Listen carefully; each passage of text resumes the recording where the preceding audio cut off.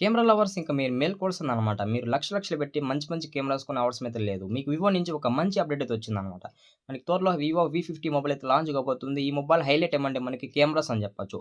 మీరు ఒకవేళ photos lovers గాని, అలాగే షార్ట్ ఫిల్మ్స్ కానీ ఏమైనా షూటింగ్ చేసేవాళ్ళు ఉంటారో వాళ్ళందరికీ ఈ మొబైల్ అయితే ఒక బెస్ట్ సూటబుల్ అవుతది అనుకుంటున్నాను. అంటే కెమెరాస్ పరంగా ఇది కొంచెం బెటర్ అని చెప్తున్నారనమాట. మనకి వివో వి40 మొబైల్ లాంచ్ అయింది. బట్ దీన్ని సక్సెసర్‌గా వివో వి50 మొబైల్ అయితే వీళ్ళు లాంచ్ చేస్తున్నారు.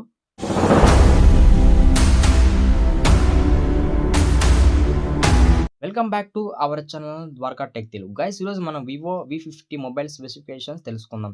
ఏమేమి హైలైట్ చేశారు, ఏమేమి డిక్రీజ్ అయినాయి, ఇంతకుముందున్న వివో వి40కి ఏమన్నా ఈ వివో వి50కి ఏమన్నా చేంజ్ ఉందా, మొత్తం అయితే తెలుసుకుందాం డీటెయిల్‌గా. వీడియోని ఎవరు స్కిప్ చేయదండి గైస్. అలాగే నా చిన్న రిక్వెస్ట్, మన ఛానల్‌కి ఒక సబ్స్క్రైబ్ అయితే కొట్టండి గైస్. ఇంకా మనం ఈ వివో వి50 డిజైన్ అండ్ బిల్డ్ కూడా చూసినట్టయితే మనకి ఫ్రంట్ అయితే క్వాడ్ కోర్ డిస్ప్లే రాబోతుంది.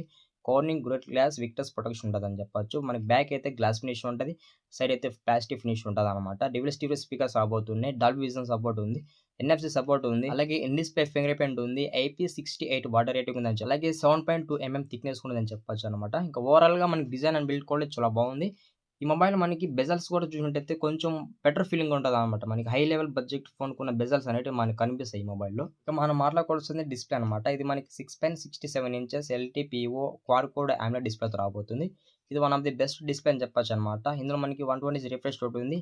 HDR10+ సపోర్ట్ ఉంది. అలాగే 5000 పీక్ బ్రైట్‌నెస్ ఉంది. 1.5K రెజల్యూషన్ అని చెప్పొచ్చనమాట. ఇది మనకి one of the best display అని చెప్పొచ్చు. మనకి ఒక ఇమ్మర్సివ్ వివింగ్ ఎక్స్‌పీరియన్స్ అయితే ఉంటదనమాట. అంటే గేమింగ్ ఆడేటప్పుడు గాని, ఏమన్నా మూవీస్ చూసేటప్పుడు గానీ బావుంటదనమాట మీకు. ఓవరాల్‌గా డిస్‌ప్లే కూడా బెటర్ దాన్ అని చెప్పొచ్చు. మనకి వివో అంటేనే ఇంకా మనకి డిస్‌ప్లే చాలా బావుంటాయి. బెటర్ ఎక్స్‌పీరియన్స్ ఉంటదనమాట. ఇంకా మనం మాట్లాడుకోవాల్సింది ప్రాసెసర్ అనమాట. ఇందులో మనకి క్వాల్కామ్ స్నాప్‌డ్రాగన్ 7 Gen 3 అనే ప్రాసెసర్ అయితే యూజ్ చేస్తారు. ఇది మనకి 4 nanometre built in processor. LPDDR4X రాబోతుంది.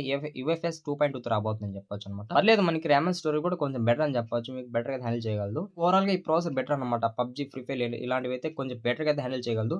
అంటే హై ఎఫిషియెంట్ గేమింగ్ అయితే ఉండదనమాట. మీరు స్నాప్‌డ్రాగన్ 8 Gen 3 ప్రాసెసర్ కంపేర్ చేసుకుంటే అంత పర్ఫార్మెన్స్ దీంట్లో ఉండదు. ఒక 10% డిక్రీజ్ ఉంటదనమాట. దానికి దీనికి చాలా తేడా ఉందని చెప్పొచ్చనమాట. ఇది మనకి ఆండ్రాయిడ్ 15తో రాబోతుంది. ఇది ఒక మంచి ప్లస్ పాయింట్ అని చెప్పొచ్చు. యాక్చువల్‌గా ఇప్పుడొచ్చే మొబైల్స్ కొన్నిటికి ఆండ్రాయిడ్ 14 ఇస్తున్నాడు.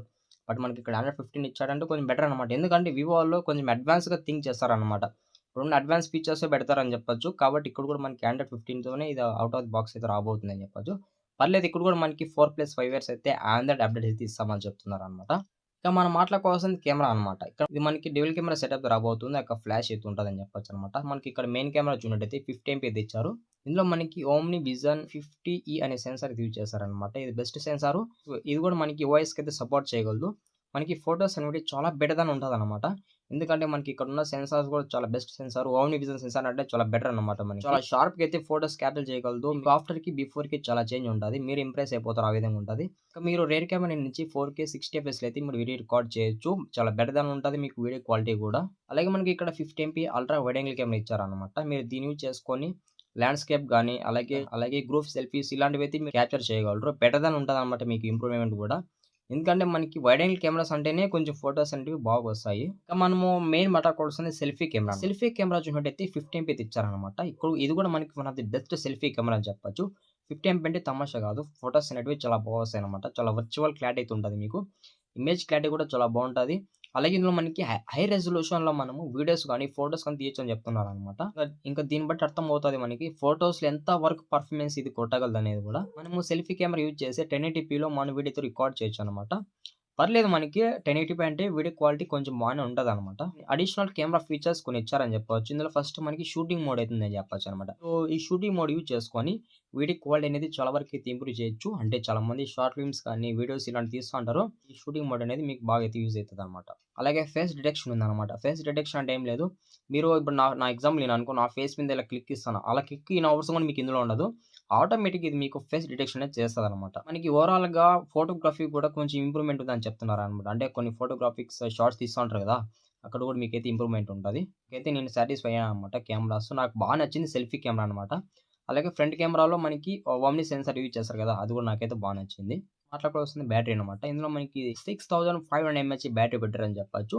One of the best battery. అంటే ఇది మనకి మేబీ 2 డేస్ వరకైతే రావచ్చనమాట.